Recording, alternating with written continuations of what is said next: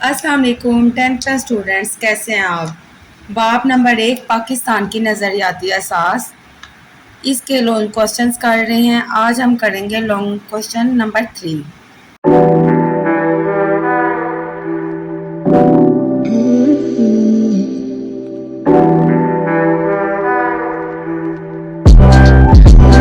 नज़रिया पाकिस्तान के बुनियादी अज्जा का तजिया करें। आंसर है पेज नंबर 4 था 7। पाकिस्तान के बुनियादी अनासिर दर्ज झैल हैं। इसमें फर्स्ट है अकायद बिलीव्स। अकायद में तौहीद, रिसालत, आखिरत, मलाइका और अलहामी किताबों पर ईमान लाना शामिल है। अकायद के मजमूए को ईमान कहते हैं। इन तमाम पॉइंट्स तौहीद, रिसालत, आखिरत पे हम छोटी क्लासेस से ही पढ़ते आ रहे हैं। तौहीद क्या है? अल्लाह ताला सारी कायनात का खालिक व मालिक है, वो वाहिद और यकता है। सूरत बकरा में जैसे कि अल्लाह ताला का इरशाद है, बेशक अल्लाह हर चीज़ पर पूरी तरह कादिर है। एक और जगह पे इरशाद है, मैं ज़मीन में एक खलीफा बनाने वाला हूँ। 7 का शॉर्ट आंसर भी है जो कि हम पहले कर चुके हैं। मेरा मकसद आपको लॉन्ग क्वेश्चन का कॉन्सेप्ट्स क्लियर करवाना है। कॉन्सेप्ट्स जितना ही हमारा क्लियर होगा, हमें कोई क्रैमिंग नहीं करनी पड़ेगी और ऑलरेडी ही तमाम पॉइंट्स हमारे जहन में रह जाएंगे। अकीदा रसालत का मतलब है तमाम रसूलों पर ईमान लाना। रसालत को दिलो जान से तस्लीम किया जाए। अकीदा रसालत लाजमी जज़ू है, जो इसका इनकार करेगा वो मुसलमान नहीं हो सकता। इसका दूसरा बुनियादी अंसर है इबादत, अरकान इस्लाम। इसमें आप जानते हैं तौहीद, रिसालत इस्लाम का पहला रुकन है। दूसरा रुकन इसका नमाज है। नमाज के बारे में अल्लाह ताला ने इरशाद फरमाया है, बेशक नमाज मोमिनों पर मुकर्ररा वक्त पर फ़र्ज़ है, इसलिए हमें तमाम नमाजें बर वक्त अदा करनी चाहिए। नमाज के बगैर इंसान जन्नत में दाखिल नहीं हो सकता। इस्लाम का तीसरा रुकन है ज़कात। ज़कात भी एक माली इबादत है और इस्लाम के माशी निज़ाम को मजबूत करने का एक बहुत बड़ा ज़रिया है। चौथे रुकन पे आ जाते हैं रोज़ा। तमाम इबादत की तरह रोज़ा भी फ़र्ज़ का बेहतरीन इजहार है और बंदे और अल्लाह ताला के दरमियान कुर्बत का बहुत बड़ा ज़रिया है। पांचवा रुकन हज है। ये भी अल्लाह ताला ने साहिबे इस्तात लोगों पर फ़र्ज़ किया है। अल्लाह ताला ने फरमाया कि जो लोग इतनी गुंजाइश रखते हैं वो मेरे घर का तवाफ़ ज़रूर करें। ये इबादत था। अब हम चलते हैं थर्ड पॉइंट, अल्लाह ताला की हाकमियत। अल्लाह ताला की हाकमियत से मुराद है कि तमाम कायनात का मालिक सिर्फ अल्लाह ताला है। अल्लाह के सिवा हाकमियत किसी और को नहीं मिल सकती। इस कायनात में अल्लाह ताला की हाकमियत ना किसी की हो सकती है, ना किसी को यह हक हासिल है कि वो हाकमियत का दावेदार बने। क्वेश्चन पॉइंट 4 है इसका, कानून की हुक्मरानी। कानून की हुक्मरानी इस्लाम के निज़ाम की एक अहम खूबी है। इसका तसव्वुर इस बुनियाद पर है कि कानून का जो सरचश्मा है वो हमारे अल्लाह ताला की ज़ात है।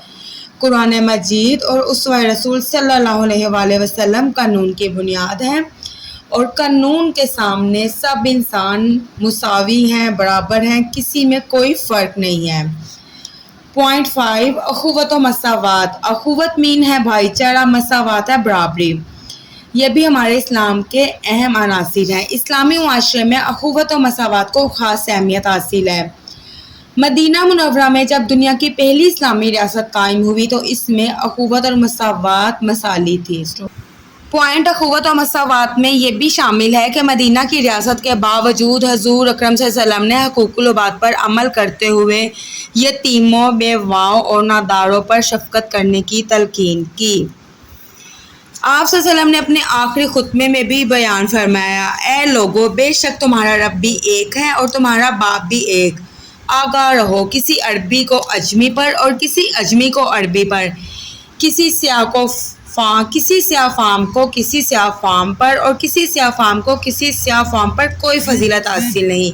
यानी कि किसी काले को घोड़े पर और किसी घोड़े को काले पर कोई बरतरी और फजीलत हासिल नहीं है।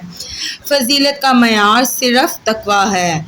उसके बाद आ जाता है मसावात। मसावात भी नस्ली इंसान का एक अहम अंसर है।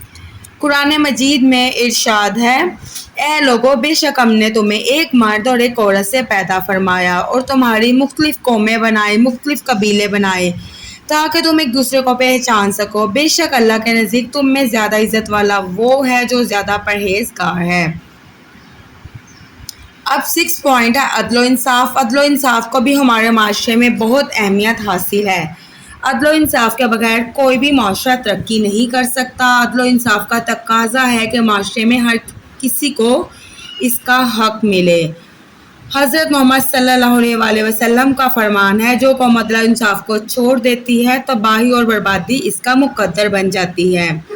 اسی طرح آپ صلی اللہ علیہ وسلم نے ایک جو اور جگہ ارشاد فرمایا، تم سے پہلے قومیں اس لیے تباہ و برباد ہوئی کیونکہ جب کوئی بڑا آدمی جرم کرتا تھا تو اسے سزا نہیں دی جاتی تھی، اور اگر کوئی چھوٹا آدمی جرم کرتا تو اس پر حد لاگو کر دی جاتی تھی۔ اللہ کی قسم، اگر فاطمہ بنت محمد صلی اللہ علیہ وآلہ وسلم بھی چوری کرتی تو میں اس کا بھی ہاتھ کاٹ دیتا۔ اس لیے ہمیں اپنے معاشرے میں عدل و انصاف کو پوری طرح قائم کرنا چاہیے۔ 7 پوائنٹ ڈیموکریسی، جمہوریت۔ جمہوریت بھی نظریہ پاکستان کا ایک اہم عنصر ہے۔ جمہوریت کا مطلب ہے عوام کی حکومت، عوام کے ذریعے اور عوام کے لیے۔ اسی لیے حکومت نظام سب لوگوں کی بھلائی کو پیش نظر رکھ کر چلایا جاتا ہے۔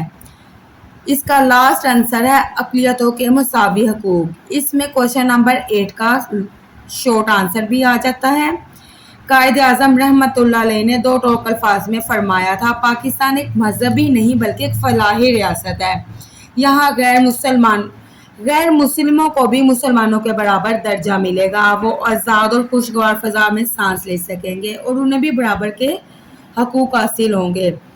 اسی لیے آپ اپنی عبادت کے لیے مخصوص عبادت گاہوں میں جانے کے لیے آزاد ہیں، اور پاکستان کے تمام شہری مساوی ہیں اور انہیں مساوی یعنی کہ برابر کے حقوق حاصل ہوں گے۔ یہاں پہ ہمارا کوشچن نمبر 3 کمپلیٹ ہوتا ہے۔ اس کو میں نے آپ کو ایکسپلینیشنز کے ساتھ اس لیے بتایا، کانسیپٹس کلیئر کیے ہیں تاکہ اسے آپ بغیر کسی کریمنگ کے یاد کر سکیں۔ اوکے، اب ہم اس کو کمپلیٹ کرتے ہیں۔ کوشچن نمبر 4 میں نیکسٹ ویڈیو میں کمپلیٹ ایکسپلینیشنز کے ساتھ آپ کو ایکسپلین کروں گی۔ اب ہم کوشچن نمبر 5 کر لیتے ہیں، یہ زیادہ لانگ نہیں ہے۔ ہندوستان میں مسلمانوں کی معاشی اور سماجی محرومیوں کا تجزیہ کریں۔ آنسر ہے پیج نمبر 4 پر۔ متحدہ ہندوستان میں مسلمانوں کو بہت سی سماجی اور معاشی محرومیوں کا سامنا کرنا پڑا۔ ایسٹ انڈیا کمپنی 1600 میں قائم کی گئی تھی۔ 1857 کی جنگ آزادی کے بعد مسلمانوں کو برطانوی پالیسیوں کی وجہ سے جو سماجی اور معاشی محرومیوں کا سامنا کرنا پڑا، اس کا الزام بھی انگریزوں نے مسلمانوں کو ٹھہرایا۔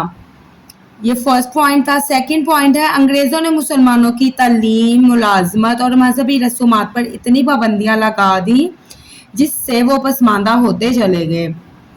پوائنٹ نمبر 3 ہے اس کا، مسلمانوں کے مذہبی اداروں کو بھی نشانہ بنایا گیا جس سے ان کا مذہب خطرے میں پڑ گیا، جس سے ان میں ثقافتی اور مذہبی پسماندگی کا احساس پیدا ہوا۔ انگریزوں نے مسلمانوں کو ان تمام عہدوں سے ہٹا دیا جو ان کے آباء و اجداد کے دور سے ان کے پاس چلے آ رہے تھے۔ کوشچن نمبر 4 انگریزوں نے اپنی صنعت اور تجارت کے تحفظ کے لیے ہندوستان کے عوام پر بھاری ٹیکس لگائے جس سے مسلمان بہت متاثر ہوئے۔ پوائنٹ نمبر 5 ہے، مسلمانوں کو سرکاری ملازمتوں سے بھی نکال دیا گیا جس سے ان کا معاشی نظام بہت متاثر ہوا۔ انگریزوں نے مسلمانوں کی زمینیں چھین کر دوسروں کو دے دی اور مسلمانوں کو کاشتکاری سے بھی محروم کر دیا۔ لاسٹ پوائنٹ میں ہم بتائیں گے، انگریزوں نے تجارتی مال کی جو نقل و حمل تھی اس پر جگہ جگہ ٹیکس لگا دیے جس سے دوسری اقوام کے ساتھ ساتھ مسلمانوں کو بھی سخت نقصان اٹھانا پڑا۔ یہی وجہ تھی کہ ان سماجی اور معاشی محرومیوں نے مسلمانوں کو علیحدہ وطن حاصل کرنے پر مجبور کر دیا۔ اب ہمارا آنسر کمپلیٹ ہوتا ہے۔ امید کرتی ہوں آپ کو میری ویڈیو پسند آئے گی۔ جہاں سے آپ ٹاپک کو ایکسپلینیشنز کے ساتھ دوبارہ سمجھنا چاہیں آپ مجھے کمنٹ میں بتائیں۔ ویڈیو کو ختم کرتے ہیں۔ اوکے، اجازت دیجیے۔ اللہ حافظ، فی امان اللہ۔